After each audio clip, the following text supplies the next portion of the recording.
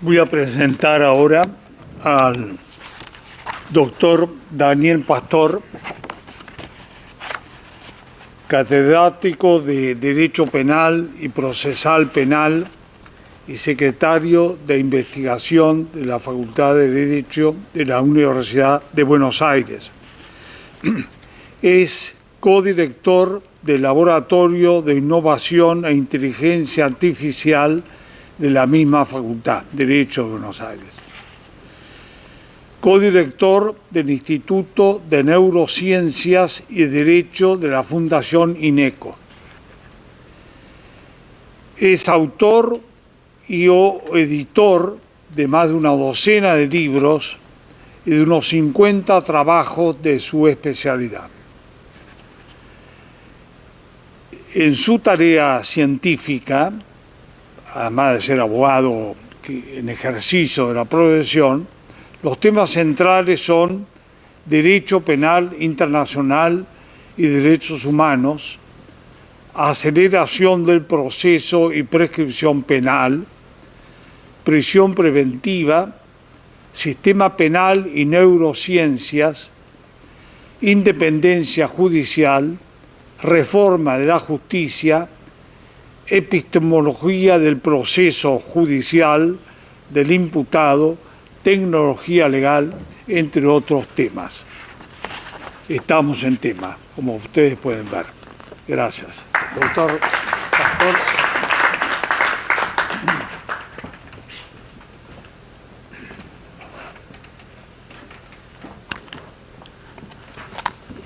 Muchas gracias, Gerardo. ¿Se oye bien? Más o menos. Bueno, vamos a mejorarlo.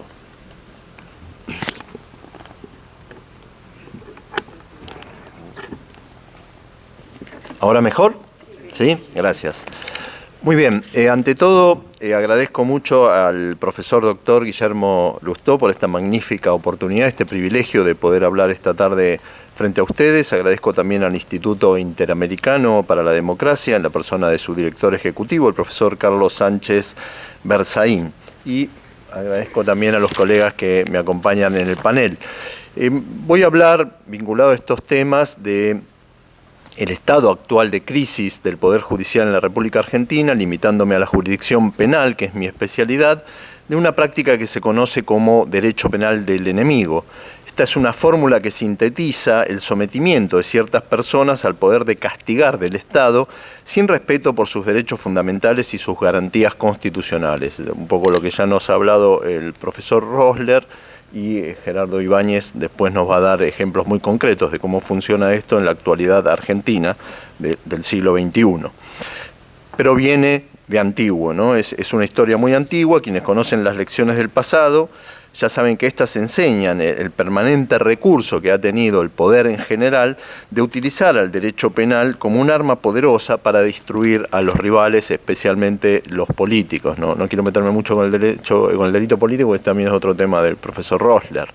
Cicerón, que es otro tema casi exclusivo del profesor Rosler, fue uno de los primeros que creó esta expresión derecho penal del enemigo con sus famosas acusaciones contra Catilina, pero también respecto de los piratas, y por primera vez enunció allí la afirmación de que estos eran enemigos de toda la humanidad. Nace así por primera vez este concepto de delito contra la humanidad o delito de lesa humanidad, que permitía en ese trato de enemigos que los piratas, obviamente que todos vamos a coincidir que son organizaciones criminales, pudieran ser castigados por cualquiera, en cualquier lugar y también de cualquier manera, ¿no? Aquí empieza el trato sin derecho que se le aplica a estas personas. Voy muy rápidamente con esto. Continuó en la Edad Media. Todos ustedes conocen también por las lecciones de la historia lo que les pasó a los templarios, lo que les pasó a los herejes, lo que les pasó a las brujas, lo que les pasó a las mujeres en general, lo que les pasó a los judíos. Generalmente todo sobre la base de acusaciones penales y juicios simulados. En la modernidad le tocó a los reyes, como al ciudadano Luis Capeto en Francia, y a otros enemigos políticos. Y el siglo XX no ha sido una excepción. Ya antes de la Segunda Guerra Mundial, tanto Stalin en la Unión Soviética en sus purgas judiciales como el propio Hitler en Alemania, siguieron con estas farsas judiciales para destruir enemigos con cierto prestigio, porque el asesinato es una cosa, la condena derivada de un juicio que aparentemente se rigió por el derecho y fue justo, es otra cosa, da cierto prestigio. Después, como de la Segunda Guerra, como decía con el ejemplo de Carl Schmitt, Andrés, fueron los propios nazis los que recibieron este tratamiento en los juicios de Nuremberg, y con el correr de las décadas, desde entonces hasta hoy en día, los nuevos enemigos, para ser tratados sin todas las garantías y derechos fundamentales del proceso judicial, han sido los narcotraficantes, los terroristas, en Latinoamérica los autores de crímenes de Estado, sean crímenes contra la humanidad, en el ejemplo de Argentina, los crímenes sucedidos durante la última dictadura, y ya en este siglo también la criminalidad de corrupción, ¿no? Crímenes gubernamentales contra el patrimonio del pueblo. En materia teórica, además de Carl Schmitt, ya mencionado por el profesor Rosler, ya en este siglo otro autor alemán, Günther Jacobs, ha tratado de justificar con razones por qué los enemigos, en el caso del terrorista, tenían que ser tratados con un sistema especial diferente del derecho penal de los ciudadanos. De modo que lo que podemos ver hasta aquí es que cada época tuvo su enemigo para ser tratado con un derecho especial, paralelo, y que en cada época hubo mucha aceptación para este tratamiento especial, excepcional, fuera de las reglas del derecho para estas personas. Por supuesto que a nosotros también nos pasa, si por razones anacrónicas pensamos en la persecución de herejes, en la persecución de brujas, de mujeres, de judíos, no vamos a estar de acuerdo bajo ningún punto de vista, ni con el derecho especial ni con el derecho normal. Pero cuando pensamos en los enemigos que reciben ese trato excepcional hoy en día, empezamos a notar intuitivamente cierta aceptación, porque son genocidas, porque son terroristas o porque son corruptos. Allí es donde podemos cometer algún tipo de error, porque la democracia moderna en realidad considera que ese poder de castigar es algo necesario, obviamente, pero es muy peligroso. Y por eso lo limita drásticamente, como decía Rosler, se trate de quien se trate, el sospechoso de haber cometido un delito. La Ilustración, fíjense ustedes, pensó primero, sobre todo, cómo limitar el poder penal que tenían los estados absolutistas. Y a partir de esa idea de cómo construir los límites al poder penal, surgió toda la estructura de cómo controlar en general los límites al poder. Si ustedes ven la Carta Magna inglesa, si ustedes ven la Declaración de los Derechos del Hombre y del Ciudadano francesa, lo que más van a ver allí son garantías para quien está enjuiciado penalmente. Quizás los derechos políticos se mencionan en 2 o 3 artículos, pero los derechos que tiene frente al poder penal el ciudadano llenan esos catálogos de derechos fundamentales.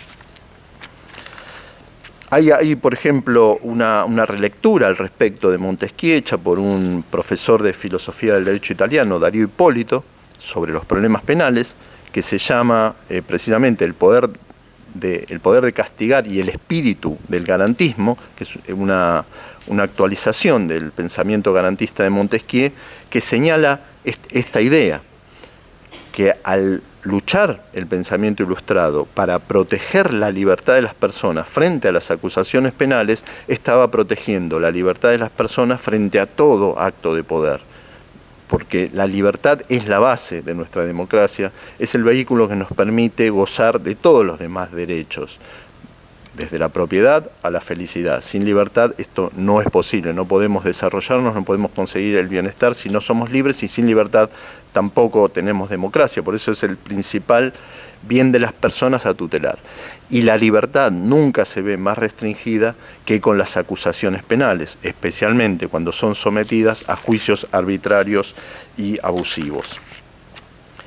Por eso un profesor de la Universidad de Múnich, Klaus Roxin, siempre decía que si uno no conoce un país y quiere darse cuenta de qué calidad es su democracia, mejor que mirar cómo funcionan las instituciones políticas o leer su constitución, es mirar cómo hacen los procesos penales. Y ahí uno se da cuenta qué calidad de democracia tiene ese Estado, y esto permite ver la importancia que tiene el tratamiento que una sociedad le da a sus procesos penales.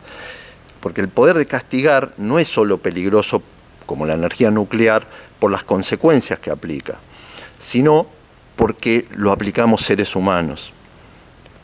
El poder de castigar habilita a unas personas para castigar a otras personas. Y esas personas que castigan a los supuestos criminales somos personas de carne y hueso, que tenemos las mismas falencias, prejuicios, preconceptos y miserias, desviaciones que tienen todos los demás. Por eso esto tiene que ser drásticamente controlado. El poder de castigar solo va a ser legítimo si los límites que se impone a ese poder, a esas personas que pueden juzgar y condenar a otro, son interpretados, Rosler, como infranqueables. Con lo cual mucha interpretación no hay entonces. Tienen que ser absolutos. Otro profesor italiano de teoría del derecho, Luigi Ferraioli, sostiene que estos principios de garantía de los derechos fundamentales de las personas sometidas al proceso penal no se pueden flexibilizar en ningún caso. Se pueden quebrar, con lo cual se terminó el derecho. Se pueden violar, con lo cual son lesiones del derecho, pero no se pueden relativizar. Algo así como lo que decía el presidente Kennedy cuando empezaban a mandar tropas a Vietnam, que eso era como entregarse a la bebida, que uno, bueno, los que como yo somos un poco alcohólicos lo sabemos bien, uno comienza, sabe cómo comienza, pero no sabe cuándo termina. Bueno, relativizar los principios de protección del derecho penal para algún imputado muy desagradable, porque es un genocidio o es un gran corrupto, es el comienzo y después terminamos también con el autor de un hurto sin respetarle ninguno de sus derechos. Vinculado a otra afirmación que hizo el profesor Rosler, otro profesor alemán de la Universidad de Frankfurt, Winfried Hassemer, decía respecto de esto que una sociedad se desprecia a sí misma si no está dispuesta a respetar los límites que ella misma se autoimpuso al ejercicio de los poderes. Y cerraba esta afirmación diciendo, por muy grande que sea la ganancia que ofrezca el violarlos, nos tenemos que mantener dentro de esos límites. Esto supone todo un desafío para el Poder Judicial, porque el Poder Judicial, y vamos a nuestro tema de hoy, ¿no?, la crisis del Poder Judicial en la Argentina, está en una posición muy complicada. Es un poder necesario, pero también es un problema porque tiene que ejercerse por unas personas contra otras personas. Es tercero entre las partes, acusador y acusado, demandante y demandado. Es tercero también, pobrecito, entre los poderes del Estado, entre el legislativo y el ejecutivo. Por eso un autor español, Andrés Ibáñez, dice que en realidad es siempre un tercero en discordia, siempre está en problemas. Porque el Poder Judicial, entonces, según una antigua ponderación, tiene en nuestra materia que castigar los crímenes sin violar los derechos y las garantías del acusado. Ahí está su dificultad, enfrentándose también a los demás sujetos políticos para quienes es muy molesto porque es el último control de la legalidad de los actos públicos. Llegando al problema en Argentina, y ya con esto voy terminando, tenemos quizás un medio siglo de experiencia, algo ha dicho ya el profesor Rosler, Gerardo Ibáñez después nos va a ejemplificar detalladamente varios problemas, con la realización de procesos judiciales en materia penal que no respetan los derechos fundamentales y las garantías judiciales de los imputados. Crímenes cometidos durante la dictadura de 1976-1983 son un ejemplo, tratados solamente en el siglo XXI. Los delitos de corrupción del gobierno que gobernó Argentina entre el año 2003 y el año 2015 son otros ejemplos. Son hechos graves, todos los vamos a coincidir en eso, pero que no son tratados con las reglas del Estado de Derecho. En ambos casos, lo primero que uno nota es que en el momento de comisión de los hechos y un poco después, los hechos estaban en la impunidad. El Poder Judicial no los investigaba, no los juzgaba, no los castigaba. Y cuando empiezan a perder poder los presuntos autores de estos hechos, el cambio es radical. La persecución a partir de ese momento es realizada sin ningún respeto por los derechos fundamentales de estas personas. Aparecen así dos formas del derecho penal del enemigo, distintas, pero que en la práctica actúan con las mismas características. Por ejemplo, las personas son detenidas en prisiones que no cumplen con los estándares mínimos exigidos por los derechos humanos para que no sea una aplicación de una pena inhumana, cruel y degradante. Las detenciones preventivas son ordenadas sin ninguna justificación y prorrogadas por años sin ningún tipo de límites. En consecuencia, los juicios tampoco se realizan dentro de tiempos razonables, tienen delaciones indebidas, no se aplica nada parecido a un speedy trial. No hay realmente una posibilidad para los defensores de ejercer una defensa eficaz y real que sea escuchada por los jueces. Esto llega hasta el punto que yo en la última clase, cuando examino a mis alumnos en la facultad, los llevo en la Facultad de Derecho de la Universidad de Buenos Aires, tiene un edificio neoclásico muy bonito y halls y pasillos llenos de estatuas. Yo los llevo a resolver el último caso ante las estatuas. Que le hablen, el alumno tiene que resolver el caso, no hablándole al profesor, sino hablándole a la estatua, porque lo estoy entrenando para ser abogado.